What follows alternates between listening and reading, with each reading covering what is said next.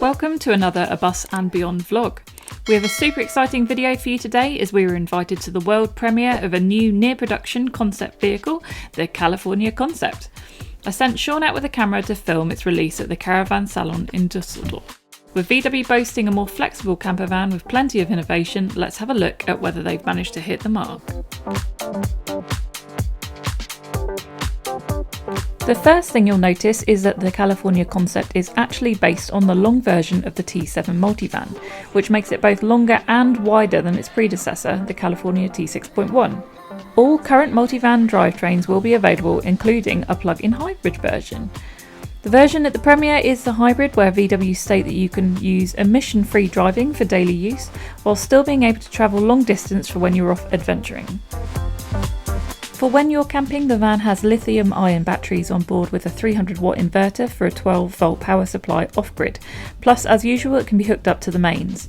Assuming what we see here will be the top-of-the-range Ocean version, there will also be a beach variant, which will come with the option for 5 or 7 seats, with the ability to still make up the bed even with all 7 seats in the van.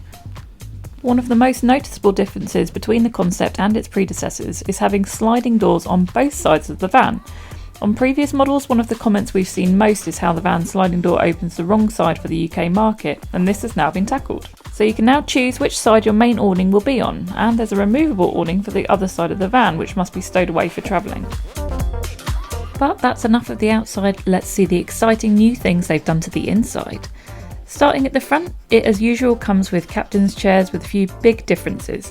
Firstly, the floor of the van is raised slightly, which is noticeable when you're sat in them.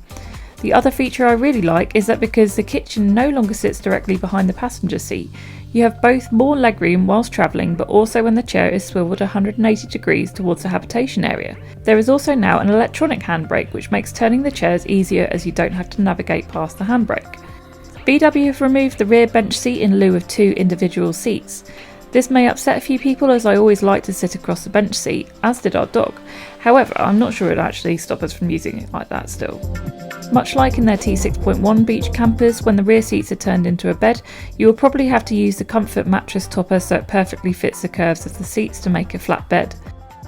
Bonus is that you could have a single or double bed in the downstairs area now, so you could possibly store larger objects like bikes inside with you.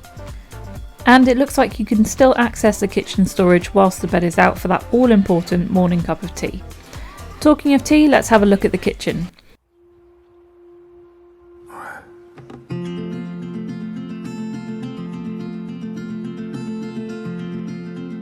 One of the most innovative design features has to be the sliding worktop, which houses an induction hob, gas hob and the sink.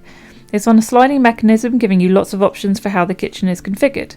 The idea here is that the induction and gas hob plus the sink is also accessible from the outside. Now, I must admit, I do question how much of this design will make it to production. The induction hob is only usable when the van is plugged into, so I think I'd personally prefer a double gas hob. However, I definitely am impressed with the innovation here. Additionally, there's a compact grille which can be removed and used outside. The fridge has also now got a new home, more in line with the Grand California, as it sits at the end of the kitchen unit so you can easily access from both inside and outside. There's a 230-volt plug on the outside of the kitchen, and external folding table is also a nice addition for outdoor cooking.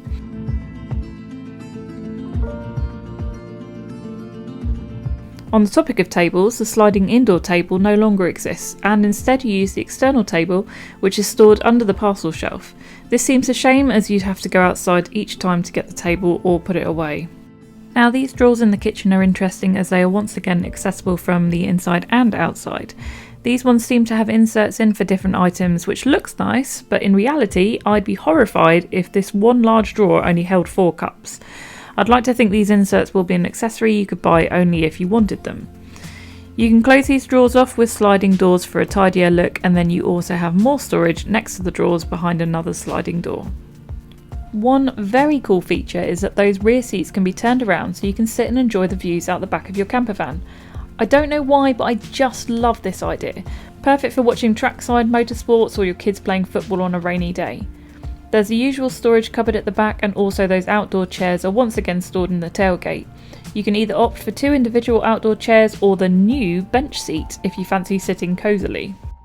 Of course, the van comes with a pop-up roof with a further 2 sleeping spaces. It now has panoramic fly screens around it so you can lie up there and enjoy a more uninterrupted view.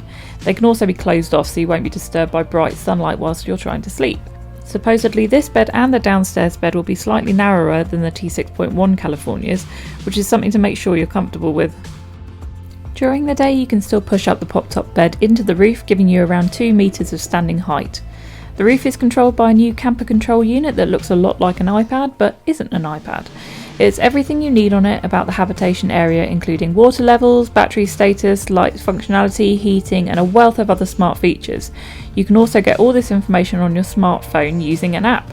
I think the best use of this tablet though is it doubles as an entertainment station, so you can use it as a TV for the kids.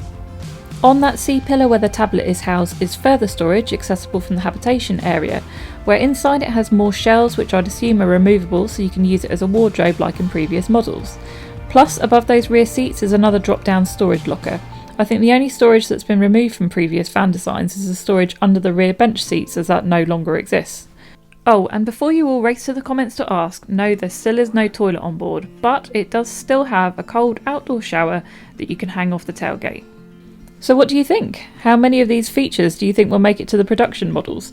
Do let us know in the comments your thoughts, and as always I'd like to say a huge thank you to VW for inviting us to this world premiere. As soon as a demonstrator model becomes available to us, we will make sure we do a further in-depth review of this amazing new van. Now I'll hand you back to Sean for his final thoughts on the whole thing. Well, just like that, I am back at Heathrow. It's been a bit of a manic sort of couple of days actually, but it's been incredible. What a fantastic opportunity. Thank you to VW for inviting us out there. Let us know in the comments below what you think of the Cali concept. They did say that orders will open in June next year, so it's not too far away. So it will be interesting to see what changes they make for the actual full production version. But like I say, let us know what you would keep and what you would ditch, and will you be ordering one? Because it looks pretty awesome. Anyway, thank you so much for watching. Please like and subscribe, it really helps us out, and we will see you in the next video. Cheers.